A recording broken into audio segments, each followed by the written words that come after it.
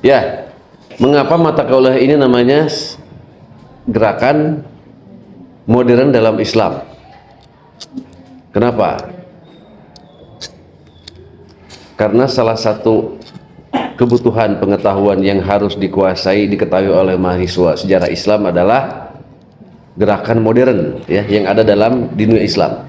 Di dunia Islam, di mana saja itu dunia Islam itu, ya seluruh negara-negara Muslim, ya, panjang tinggi hiji mah, ya, Indonesia, Mesir, Maroko, Malaysia, Arab Saudi, Iran, ya semuanya.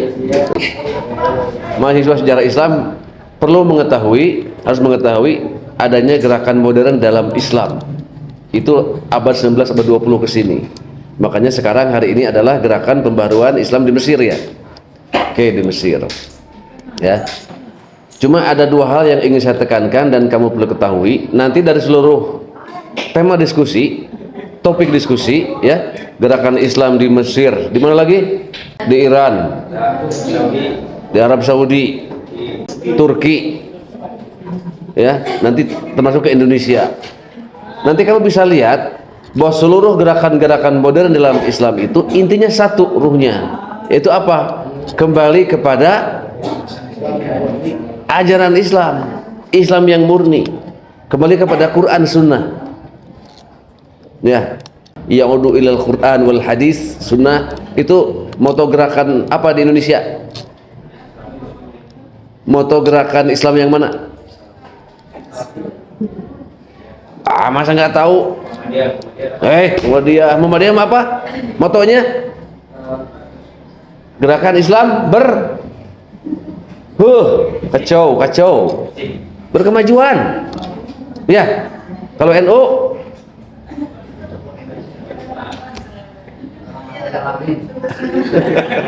Islam rahmatan lil alamin.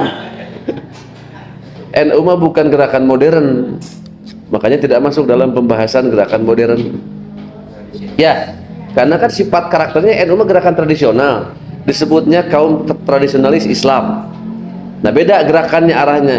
NU mah namanya juga Nahdlatul Ulama, kebangkitan ulama, lebih untuk mempertahankan tradisi yang hidup dalam Islam sebagai kekayaan dunia Islam yang ada di tangan para ulama. Nah, NU mah ke situ. Makanya nanti bentrok dengan gerakan modern.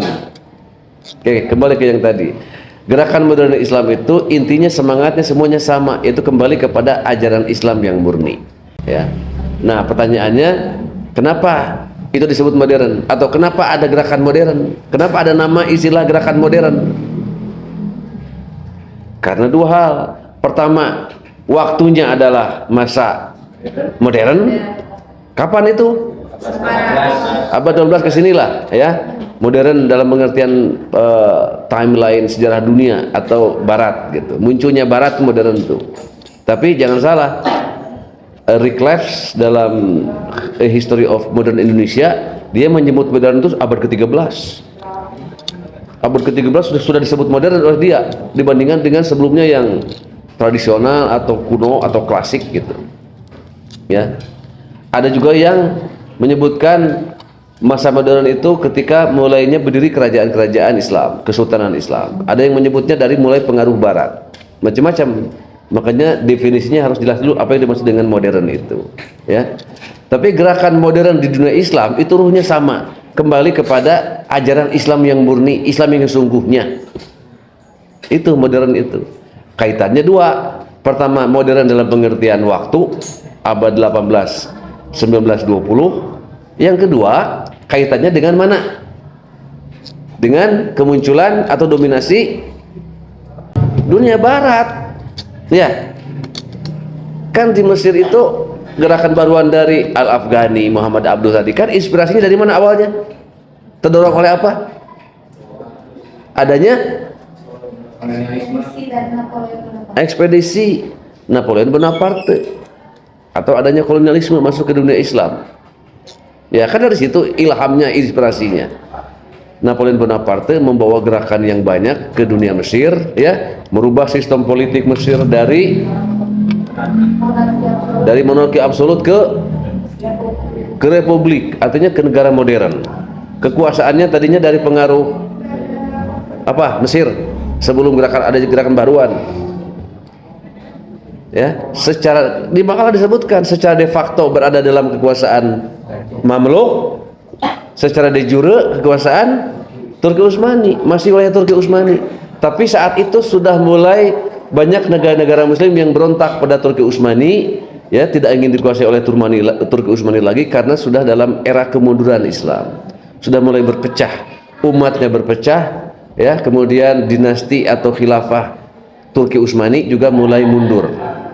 Ya, dominasi Eropa mulai menguat, akhirnya memporak-porandakan dunia Islam. Negara-negara Muslim pun pada pecah, keluar dari institusi globalnya yang disebut khilafah Islamiyah di Turki Utsmani atau dinasti Turki Utsmani. Nah, jadi kembali kepada ajaran Islam yang murni. Dunia Barat maju karena meninggalkan agamanya, dunia Islam mundur karena meninggalkan agamanya. Jadi untuk maju kembali, dunia Islam harus kembali justru kepada agamanya. Makanya di Barat ada proses dalam pembangunan sampai era modern untuk mencapai negara yang makmur, modern, maju. Di Barat itu ukurannya harus melalui tahap sekularisasi. Ya. Jadi mengenyahkan, ya, menggeser, membuang agama dari kehidupan sosial masyarakat politik. Itu di Barat syarat.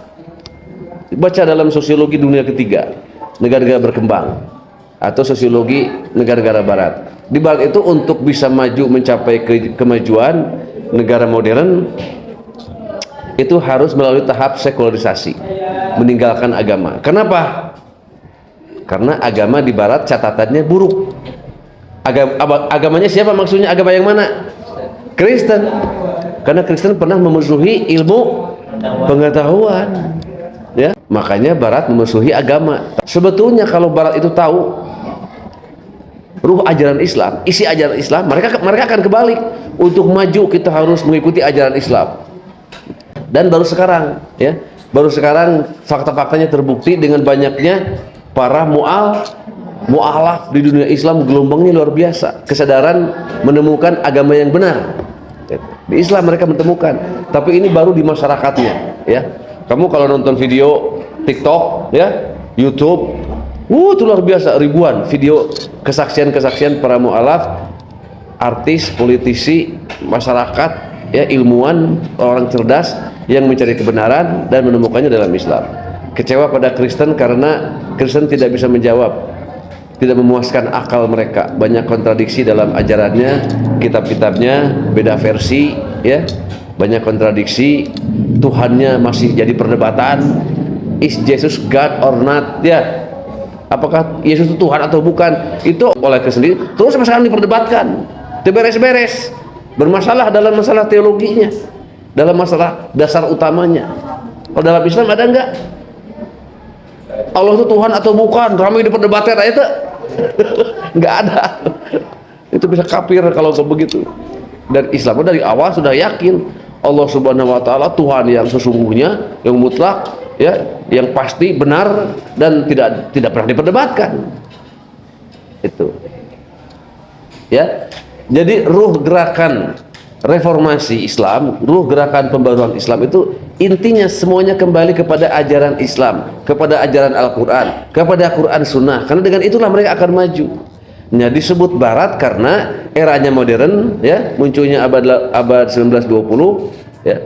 Yang kedua, kaitannya dengan dunia Barat yang sedang menguat, yang sedang dominan. Karena modernisasi, pendidikan modern, ya, persamaan hak, derajat dan sebagainya itu datangnya melalui ide-ide Barat yang dimulai dari Napoleon Bonaparte itu, ya, merubah sistem negara, hukum, pendidikan dan sebagainya. Itu pertama. Yang kedua, nah ini kita perdalam sedikit. Dalam gerakan pembaharuan dalam Islam itu ada dua istilah yang harus kamu ketahui. Pertama, modernisasi. Yang kedua, westernisasi. Ya. Ada yang tahu apa bedanya itu? Gampang, dari istilah juga ketahuan.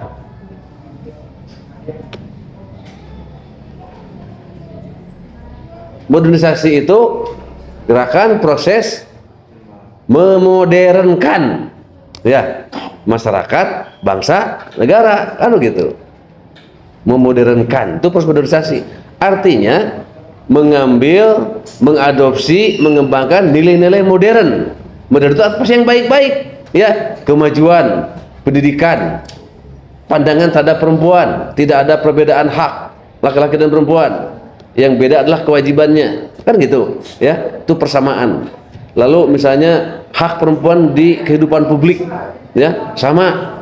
Ya, cuma ada beda kodratnya yang tidak bisa disamakan. Itu kan bedanya Islam dengan Barat itu. Kalau di Barat bebas, kodrat tidak dihitung lagi. Ada perempuan main sepak bola, ya ada yang tinju pakai bikini, hari awak juga King Kong, ya, badannya kayak binaragawan. Wah sudah melanggar kodrat semua itu mah. Nah di dalam Islam yang disebut emansipasi tidak begitu, ya. Tapi kesempatan kerja, mencari nafkah, belajar, mencari ilmu, menjadi ilmuwan, menjadi tokoh publik, menjadi politisi, bebas. Perempuan juga sama, menjadi pebisnis, ya, yang tidak melanggar kodrat. Kan dalam Islam itu ada kontrol, ya, kontrol perempuan tetap harus dijaga. Jadi modernisasi itu adalah mengambil alih, mengadopsi, mengembangkan nilai-nilai modern yang harusnya ada di masyarakat Muslim di dunia Islam. Apa itu? Kemajuan dalam pendidikan, ya, sekolah yang setinggi-tingginya, kan gitu, ya. Kemudian cara berpikir, reformasi sosial tadi sudah dijelaskan. Kemudian sistem negara. Kalau sistem negara sudah tidak kondusif, tidak membuat masyarakat maju, ganti, kan begitu, sesuai dengan kebutuhan apa? Zaman. Nah ini tadi kaitan dengan ke Indonesia. Apakah ada dampak pengaruh Mesir terhadap pembaruan di Indonesia? Banyak sekali. Semua tokoh-tokoh gerakan pembaruan Islam di Indonesia terinspirasi diantaranya dari gerakan pembaruan di Mesir, terutama tokoh-tokohnya. Karena pada abad 19 itu namanya Muhammad Ali Pasha tadi, Muhammad Abduh, kemudian Jamaluddin Afghani, itu semuanya pemikiran-pemikiran modern yang disebabkan awalnya tadi dari kedatangan pengaruhnya Napoleon Bonaparte itu. Nah, mereka bertemu dalam ibadah haji di Mekah, ya, berinteraksi, berdialog, diskusi, lalu berusaha untuk mentransformasikan ide-ide modern itu ke berbagai negara Muslim. Yang saat itu Indonesia sedang berada di bawah kekuasaan Belanda kolonial, ya, abad 19-20 sedang terjajah, ya. Nah itu, jadi punya nasib yang sama. Di Mesir ketinggalan, ya, terbelakang, makanya muncul gerakan modern Islam yang melakukan pembaharuan untuk kemajuan. Di Indonesia sedang dalam keadaan terjajah oleh kolonialisme Belanda, sama, sedang terbelakang, sedang terjajah. Itu kembali lagi tadi, ya. Jadi ada modernisasi, mengambil alih, mengembangkan nilai-nilai gerakan pemikiran modern di dunia Islam, ya, yang sebetulnya, nah ini gerakan modern itu sebetulnya gerakan Islam, sebetulnya ajaran Islam, ya. Jadi Islam itu modern sebetulnya dari sejak awal kelahirannya. Nah umat Islam ketinggalan, ya, mundur karena meninggalkan agamanya, jadi terbelakang, gitu. Makanya ini yang menariknya, gerakan pembaharuan, kemajuan dalam Islam itu adalah kembali kepada Quran Sunnah, bukan mengikuti Barat, bukan. Begitu Barat itu karena kebetulan pada abad 1920 itu Barat sedang dominan, sedang hegemonik, gitu istilahnya, ya, dengan pendidikan yang lebih maju, ya, kebebasan yang lebih maju, negaranya republik, nasionalisme, di mana di dunia Islam sedang mundur kekuasaan globalnya. Turki Utsmani sedang mundur, itu. Nah itu modernisasi. Jadi gerakan modernisasi adalah gerakan yang harus dilakukan oleh umat Islam saat itu untuk lebih maju menyaingi dunia Barat. Yang kedua ada lagi efeknya, dan ini negatif sebetulnya, yaitu westernisasi. Modernisasi itu pasti diikuti dengan westernisasi karena modernnya itu datang dari Barat. Maka di belakangnya ada nilai-nilai, pemahaman, ya, pikiran, ideologi yang mengikuti gerakan modernisasi itu yang disebut westernisasi. Nah jadi gerakan pembaruan dalam Islam atau modernisasi Islam itu tidak semuanya positif, ada juga negatifnya. Ini yang jarang dipahami mungkin dalam mata kuliah ini. Oke, yang modernnya dan positifnya apa yang sudah diikuti tadi? Tadi apa saja? Yang modernnya di Mesir yang dilakukan, pendidikan, ya, dimajukan. Apalagi? Sistem pemerintahan. Nanti itu nomor 2. Reformasi sosial, ya, betul nggak? Terus keharusan untuk maju, kebebasan berpikir dan sebagainya. Nah itu yang modernnya. Ya. Nah yang negatifnya ada tanpa disadari apa? 1, pembentukan negara republik. Artinya di umat Islam itu yang tadinya dari umat sebagai kekuatan global, ya, menjadi negara-negara yang terpecah-pecah. Tuh enggak? Menjadi negara republik. Kan Mesir itu sudah nggak mau jadi bawahan lagi Turki Utsmani, ya, karena sedang dalam kemunduran, ingin merdeka, ingin mandiri. Mesir kemudian diikuti oleh yang lain, Maroko, Sudan, Libya, nanti ke Indonesia. Semuanya sudah tidak pada mau berada dalam satu kekuasaan khilafah, ya, atau dinasti Turki Utsmani. Betul nggak? Nah yang benar tuh ini sebetulnya mah, ya, kesatuan umat dalam sistem politik global. Nah tapi gerakan modern menyerukannya kepada pendirian negara-negara republik, wilayahnya nasionalisme. Nah ini yang bertentangan dengan Islam sebetulnya, tidak disadari. Tapi karena kebutuhan sosial politik saat itu begitu, yaitu akhirnya yang laku, yang ramai diikuti. Karena untuk mengandalkan kesatuan umat Islam dunia di bawah kepemimpinan Turki Utsmani sudah tidak mungkin, sudah lemah. Akhirnya negara-negara muslim, bangsa-bangsa muslim merdeka masing-masing dengan sendirinya, kemudian menguatkan dirinya dan melawan penjajahan kolonial di berbagai negara-negara muslim termasuk di Indonesia. Ya, itu satu tuh yang negatifnya. Sebetulnya berdirinya negara-negara republik, negara nation state masing-masing di negara nggak muslim itu bukan modernisasi. Nah, itu mah westernisasinya. Yang kelirunya lah gitu. Ya, harusnya mah yang modernnya justru bersatu lagi dalam kesatuan umat Islam di seluruh dunia. Tapi karena situasinya sudah lemah, kesulitan, ya, termasuk di Indonesia tidak punya sistem yang lain. Ya. Nah itu dari aspek pemerintahan dan sistem politik. Jadi masuknya nasionalisme. Cik saya tanya dalam Islam ada nasionalisme enggak? Enggak ada. Ya, Islam itu global, umat dunia. Itu Islam. Kalau nasionalisme itu per negara, itu pengaruh Barat, negatifnya dari modernisasi. Gitu. Ada nggak republik di dalam Islam? Nggak ada. Ada juga khilafah dalam Islam. Republik itu tuntutan situasi perkembangan zaman yang negara Muslim terpaksa harus mendirikan itu. Tuh nggak? Ya. Jadi nasionalisme republik itu pengaruh negatifnya dari modernisasi. Yang di kita ini sebetulnya bukan modern, tapi ini mah pengaruh Barat. Kamu kan bisa membedakan itu. Apa? Pakaian. Nah, pakaian. Pakaian yang mana yang Barat itu? Pengaruh Barat. Korea. Kamu itu pakaian Islam bukan? Jauh-jauh ke Korea.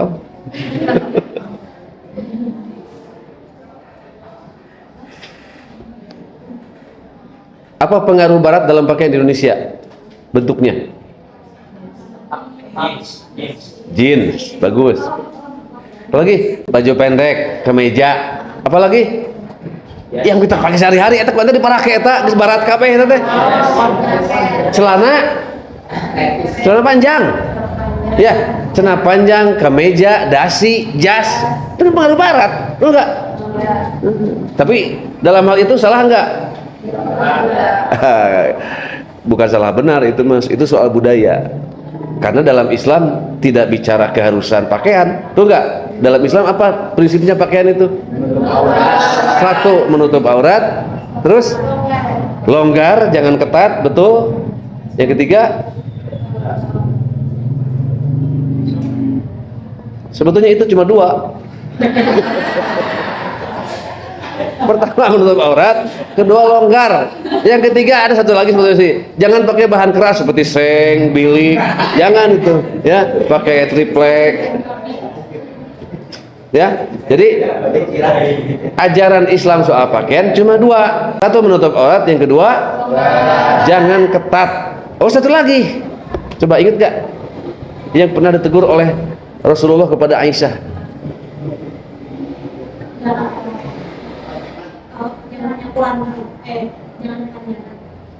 Kepanjangan.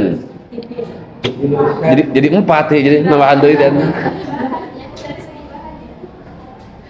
boleh nggak jilbab pakai kantong semen? Kata siapa kamu nggak boleh? Mau gido ke sana? Boleh nggak? Ente baju dari karung? Boleh. Iya boleh, bebas baju mah bahan. Ya, jadi bukan bahan. Apa sih? Aduh, dua lagi nih. Tipis, transparan, ya. Tipis atau transparan, kelihatan. Kamu bajunya pakaian dalamnya sudah rapih lah, ya. Udah luar tipis ketinggali, celana jero kali BH anak mau gak gitu? Ya. Transparan atau tipis, ya. Tadi kan ketat. Satu lagi tadi tuh kamu, saya idenya dari kamu tuh. Satu lagi apa? Jadi ada 4. Kepanjangan. Kata lainnya apa? Oversize. Oversize. Satu, menutup aurat. Ini prinsip pakaian dalam Islam. Satu, menutup aurat. Kedua, jangan ketat atau harus longgar. Yang ketiga, jangan tipis atau transparan. Keempat, iya panjang. Itu mah apa? Contoh lah. Umum, secara umum apa? Secara kategori. Yang nanti panjang, oversize, ke bawah semuanya itu ke istilah ini. Kegedean sama bakal ke bawah. Tah, good kamu. Berlebihan. Ya. Apa contohnya berlebihan? Kepanjangan. Oversize. Tah, baru ke situ. Apalagi? Keramaian. Kesepian. Juga di pasar gitu. Lantaran kamu istilahnya keramaian, jadi anu nyelotok kesepian. Gimana tuh pakaiannya kesepian? Nggak kebayang. Polos. Pakaian polos negatif atau positif? Nah, itu polos disebut. Oh, karena kesepian maksudnya. Contoh lain, bukti lain dari apa tadi berlebihan, apalagi? Nah, mencolok, ya. Ayo batur pakai pakaian jo cukup karena matanya mencolok. Jangan kamu mau pakai pakaian yang mencolok mata orang lain sehingga batur teh beperdeyan ulah. Maksudnya apa mencolok? Warna. Kerudungnya kuning menyala, bajunya merah menyala, celananya atau kulotnya, roknya hijau menyala. Iya harurung kabeh.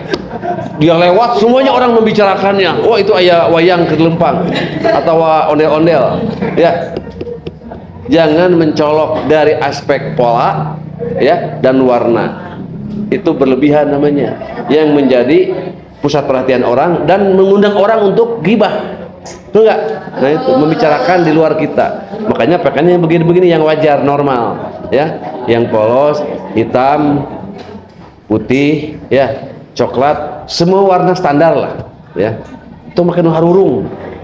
Ya. Oke. Apalagi tadi? Oh iya, westernisasi, ya, kembali ke westernisasi. Jadi dalam gerakan pembaharuan modern dalam Islam itu ada yang harus diwaspadai karena ada yang sifatnya modernisasi dan itu positif, ya. Dan satu lagi westernisasi. Tapi kamu tadi belum mencontohkan banyak contoh westernisasi apa? Yang lain makan apa?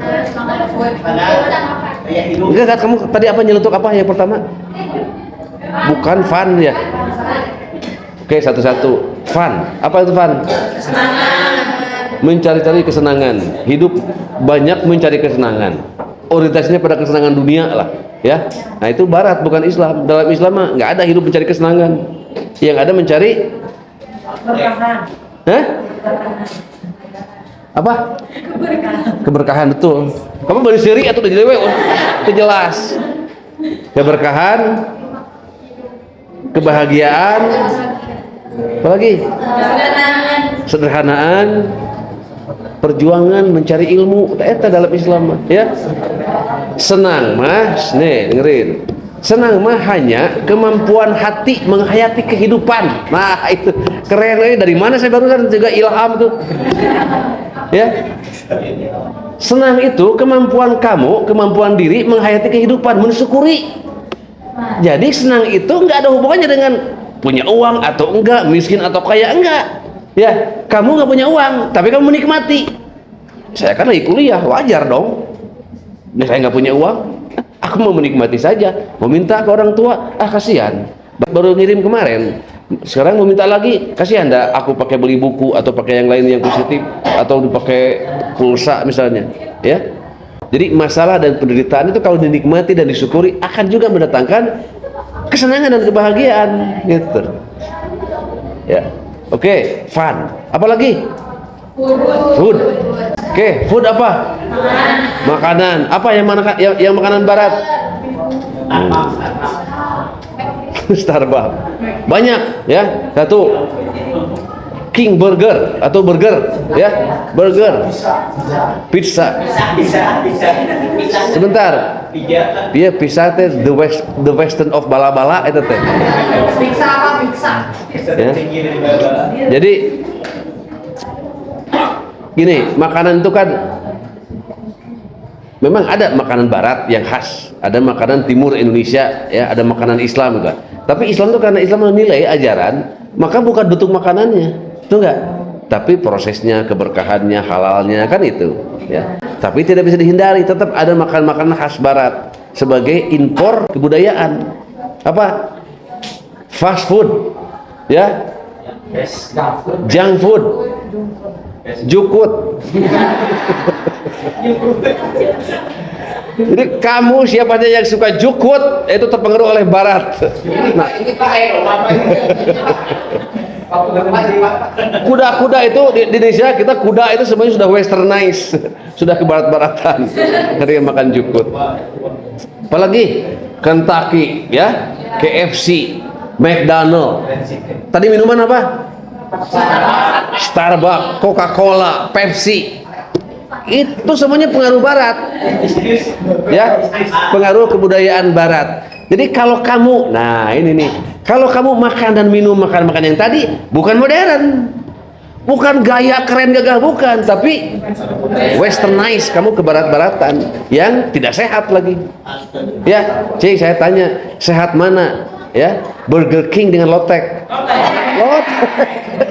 pecel tuh enak sekali dan sehat ya, daripada makanan burger yang ada mahal, bahan kimia, tidak sehat ya, apalagi yang mencurigakan dagingnya. Ini kambing, sapi atau babi, kan ketika kita makan kita tidak bisa mengontrol ya. Ingat, jadi kalau kamu makan modern, bukan gaya, bukan modern, tapi itu ke barat-baratan, western. Kamu sudah teracuni barat. Kamu minum, makan, dan minumnya Coca-Cola, air makanannya sebelah, nanti nyambung, nyambung. Jadi bukan gaya, bukan keren, ya. Dengan kata lain, tinggalkan makan makanan yang westernized itu. Kembalilah ke makanan alami, makanan sehat, makanan Indonesia ya, yang halal dan thayyib. Nah, itu. Ya. Jadi sekali lagi, ada modernisasi, ada westernisasi. Kamu harus bisa membedakan. Modernisasinya ikuti segala hal yang memecut kepada kemajuan, mendorong pada kemajuan ya, kepada prestasi ya. Nah, satu lagi westernisasi. Ini bukan mendorong kemajuan, ini tidak mendorong kepada kemajuan, bukan, tapi apa istilahnya? Transformasi budaya, imperialisme budaya ya, yang tanpa sadar kita sudah banyak terpengaruh oleh budaya barat, budaya westernisasi dalam kehidupan kita sehari-hari ya. Kalau pendidikan dulu kan bukan begini, di kelas ada dosen, ada kursi, kamu lamun bersatu. Ini barat atau modern? Ini modern, tidak negatif. Ya. Tapi kalau kamu mahasiswa ke kuliah datang, geus olahraga, pakai celana pondok, kaos oblong, celana pendek, datang langsung ke dia duduk. Nah, itu barat. Ya. Itu mah secara etika salah. Saya dulu waktu di Australia kuliah sekitar 12 orang. Dosennya profesor yang saya tahu sejak dari sini memang profesor produktif, ahli sejarah Asia Tenggara. Begitu masuk ke kelas, dalam bertanya si eta ngajar, udah di barat bebas. Sudah olahraga, pakai pakaian sepatu cat, celana pendek, kaos, topi, keren. Ke kelas langsung ngajar diskusi. Saya di situ berpikir aja dari mah di barat. Jadi mereka tidak terpaku pada pakaian, bebas gitu. Nah itu kalau laki-laki nggak ada masalah, kalau perempuan kan masalah. Iya ya, tahu. Ini kepanjangan ya. Ada yang protes ya para hadirin penonton tuh mahasiswa waktunya sudah habis katanya. Ya udah kita matikan ya. Nah, para mahasiswanya ini yang bandel-bandel ya. Balalager karase palinter oge tuh.